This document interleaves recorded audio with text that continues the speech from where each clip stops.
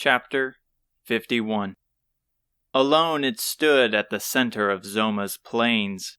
His castle looms in isolation, overwatching the approaching beast. The Franticore's lion head bellowed with a blazing deep fire in its mouth, identical in color to its mane.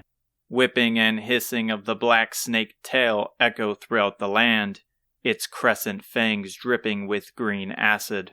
The emerald dragon wings atop its back flapping to push the hidden slimes out from its path, with its 6 sharp claws stamping forward. They stare at the towering beast, hiding in what little foliage stands, avoiding its blinding gaze. This is the first time Isamu has seen the monster of the plains, and what the citizens said of it are true. He cannot begin to fathom how to defeat a creature of such size. No weak points, no blind spots. Even an army of 1,000 men wouldn't match its strength.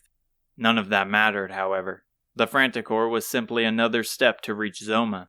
Nothing could stand in his path, knowing victory was within grasp. "Watch out for its eyes," Hotaru warned.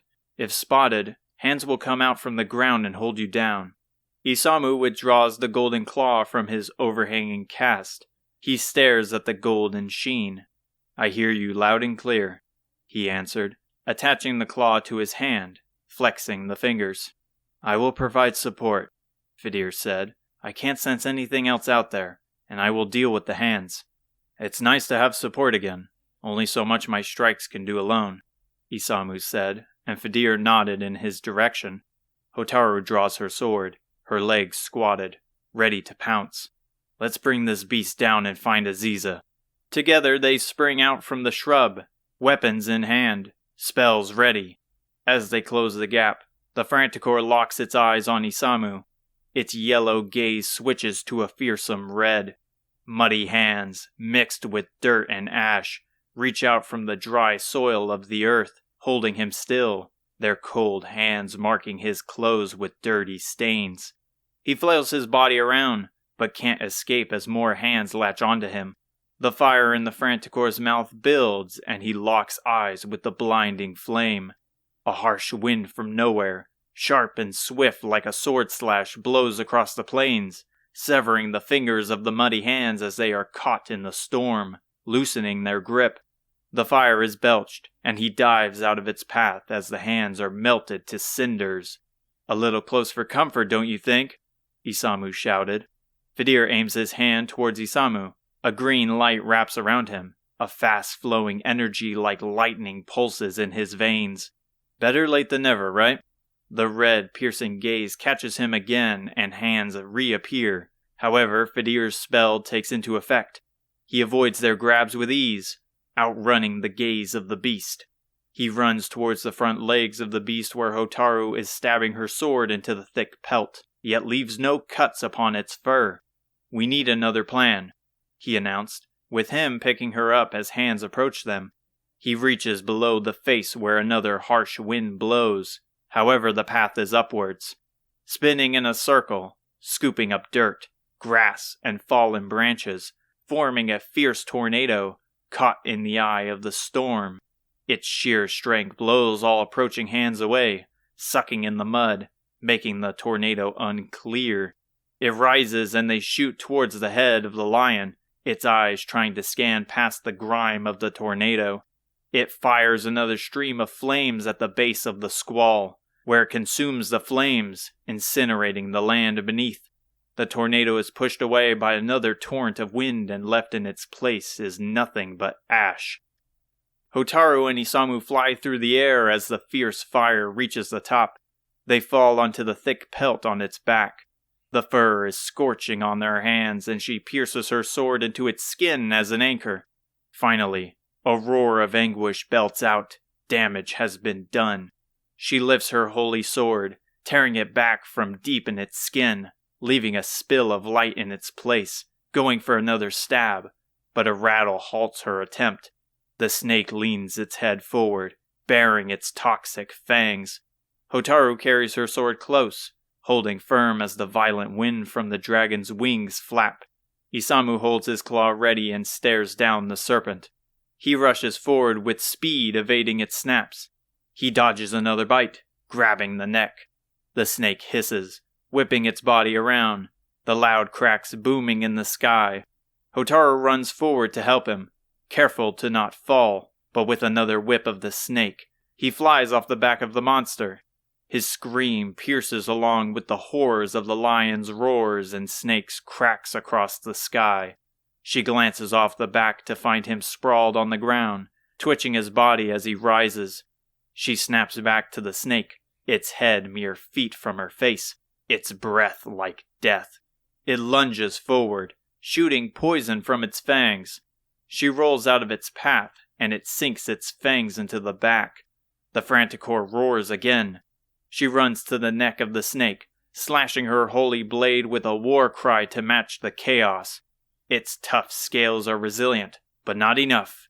The louder her screams, the further her blade is driven, more light pouring out from the exposed wound. The beast lifts up and she slides down as the snake hisses in pain. She crashes to the ground and the wings on its back create a forceful wind, ripping the roots from the grass, blowing the logs of fallen trees into the nearby lake. She lifts her head up from the ground. Isamu is trapped by the hands while he is lying on the floor. Fedir is unable to conjure a spell as he is unstable from the monster's turbulence. The red glare catches Isamu and the fire builds in its mouth. Takeshi's words ring in her head. You can unleash your thunder magic and store its power into the sword. Once enough power is charged, you can unleash the most powerful spell known throughout the land, Gigagash. With it, nothing will stand in your path. But how? She thought. I must try. I can't hesitate. She conjures a thunder spell in her hands, the intense electricity coursing through her veins. The black clouds above boom and spark with a blinding light. She raises the sword with a shout leaving her lips. Gigagash! A dagger flies through the air, cutting the webbing of the dragon's wings. The wind has weakened as the Franticor's weakening roar fills the air. Fedir focuses on the sound around him. The blazing fire, the sharp wind, the running water, the cries of the earth, but something quiet is hidden among the disarray. Running light footsteps. The evil that is cold and smells of decay and death floats around at all times, with two oddities standing out. A hot red aura of fire, Isamu, and a cool blue calm of spirit, Hotaru. However, a third is near, a familiar pure white, Aziza. He drowns out the chaos and closes in. Its footsteps are near the red, springing around the swarming darkness which tries to swallow them whole. The air is sweltering. This feeling is the same. Fedir conjures a cool spell through his bones, his soul. Things will be different. They have to. Insulate! He shouted, pointing his hands forward. A cold, thick air, fortified like castle walls, is placed against the blazing force. The two fragile auras hide behind it like a blanket in the night. Both the heat of destruction and the cold of sanctuary clash against each other, the malice soon overtaking the air once more, leaving nothing of the prior safety in its wake. A brief moment of silence swarms the air. The taste and smell of ash, the twisting cries of the earth. It's all coming back. The day that haunts him. Soft steps accompany a quiet gust. A gentle warmth closes in with incredible energy surrounding it, like a raging typhoon. A voice of confidence and peace sound. Her voice. Thanks for the spell, Fedir. Without it, I don't think I could have saved Isamu in time. His heart beats with intensity. He was successful. The taste of tears overwhelm him, knowing the voice. The aura and the tears are real. I'm so glad you're safe, he whimpered. This smoke bomb won't hide us forever. A soft hand takes his and the great power from before flows through his body. It is powerful, but not corrupt.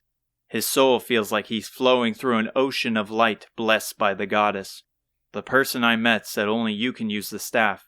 We're counting on you to get it done. He grazes his hands on the shaft of the staff, touching a sharp metallic object of power at its end. He raises the staff and focuses in, listening to the deep calls it cries, echoing its incantation in his soul. When rain and sun, the twain do meet, the rain's bow shall a bridge complete. A droplet of water smacks his head. The smoke from her bomb fades, revealing herself before the Franticor. The rain Fedir's summon grows stronger, causing the hundreds of hands upon the battlefield to melt away. Once they fade into the earth, a light shines in the distance. Hotaru rises from the ground, her waist glowing bright like the sun. Hotaru reaches into her pocket to pull out the sunstone. The light shines even brighter than before, forcing Aziza to shield her eyes, despite the long gap between them. Its light beams into the sky, towards Zoma's castle that sits alone near the lake. The white gleam cycles through bright, vibrant colors in the sky. Red, orange, yellow, green, blue, indigo, violet. Mesmerized by the shining colors, they drop back down, building a rainbow bridge across the tar-like lake, reaching to the door of Zoma's castle. "Look!" Isamu shouted. "At the head." They turn their gaze back to the Franticor. At the center of its forehead is a glowing slit, revealed by the rainbow's light. Hotaru runs to Aziza, with Isamu joining shortly after. "Looks like that's the spot to strike. Are you ready to try out that sword?" She nods towards Isamu, who has furrowed eyes, but a determined smile, though he was seconds away from getting scorched. "I will take on the snake. The head is on you two," Aziza said, rushing headlong into the fight. She darts through the sloppy fresh mud, rain pouring heavy. The Franticor has its red eyes on her. It shoots torrents of fire, which she dodges with ease, sliding underneath its body. There the injured snake awaits. They stand off, staring into each other's eyes. Acid drips down its fangs. A smirk spreads across her face, holding in her possession the weapons Isamu had to give. She drops the smoke bomb, enveloping herself in the shadows. She throws knives out from the smoke, pelting them into the scales of the serpent. Some fly past, others bounce off. Either way, her plan was working. It lunges its head into the smoke where she jumps onto its head, then stabbing into the underbelly of the main body to gain a height advantage. The beast bellows and the snake with haste lunges forward, again sinking its fangs into the pelt of its underbelly. Its eyes meet hers as she flips off the dagger which held her, kicking off the belly, landing on the serpent's neck with her legs wrapped around it to hold still. She takes her new dagger. It shimmers with shining sharp steel from the sheath of her waist, cutting across the exposed wound of light Hotaru left behind, finishing the job and severing the head from its body, quickly squirming before being taken by the light. The beast lowers its head as the tail fades into light, its face lowered to the ground. Hotaru readies her sword. A red light swarms her. Her blood pumps quickly. Immense strength flows through her. She screams as she runs forward. However, it opens its mouth and she glares into the depths of its hell-like flames. The fire is sweltering, forcing her shield up as the flames reach further out. A shout from above overpowers the crackles of its blazing fire. Isamu springs off its lowered back, driving his knees to the dome of its head, shutting its mouth as his knee connects. "Now!" he shouted. The wound was in place. She cries like a warrior, driving her sword through the slit. The beast of the plains unleashes a final roar as a light absorbs it, leaving nothing of the terror behind. They catch their breaths, but there's no time to rest. Cackling echoes in the night, rattling of bones and stomping accompany them. They huddle together as skeleton dragons and short flying demons equipped with spiked whips swarm them. They raise their weapons, but their stamina has been depleted. "Head to the castle, Hotaru," Isamu ordered. "Are you crazy? And just leave you here? We have it covered, but you can't waste any more energy on these small fry. We will join you once this is done." Grandma's words keep ringing in my head. If I want to succeed, I must push aside my differences. They have more than proved their capabilities, Hotaru told herself. "Don't take long," she said, running towards the rainbow in the distance. She finally makes her way over the rainbow, out of sight from Isamu, and he takes a breath. Another wave stood before them, and despite the fact, he kept his humor intact. "You think this one was too big of a bite?" Well, I can't see how many. I sense they outnumber us by several dozen. Wow, don't you have great awareness? Aziza chuckles despite the swarming danger. A soothing sound he hasn't heard in some time. It was comforting. A reason to not fall behind or abandon those close to him. Something he lost sight of for what felt like an era. Good to have you back, Aziza, Isamu said, though we could have made it a bit less stressful. She shakes her head. This I expected, but to hear you two again, I worried it would never return. So I'm glad to be back too, even if this is the hand we were dealt. Isamu sticks forward his golden claw, waiting for a cackling demon to close in, but they stop. Something is coming, Fedir said, and there's a lot of them. Aziza points out in the distance. It's a giant light. Isamu stares out at the ball of light coming towards them. A smirk spreads across his face. His eyes furrow with energy to fight. Looks like the cavalry finally arrived. Zoma's castle lies just ahead. She steps forward from the rainbow's end towards the bleak drawbridge. Rusty chains rattle loudly throughout the gloomy night as the demon's lair welcomes her. The drawbridge crashes down, making its path, its end in complete darkness, only revealing a decrepit red carpet that greets her. Hotaru, donning the legendary equipment worn by heroes of old, takes hold of the hilt of her sword and raises it. Once released from its sheath, its holy shine pierces light like an arrow through the darkness, revealing the decrepit red carpet that welcomes her in. Though the path before her is large and intimidating, holding many secrets within its chambers, she remains undaunted by its presence, remembering Takeshi and Pimiko's words. With a war cry that echoes throughout the land, announcing to Zoma of his coming demise, she charges forward into the castle depths,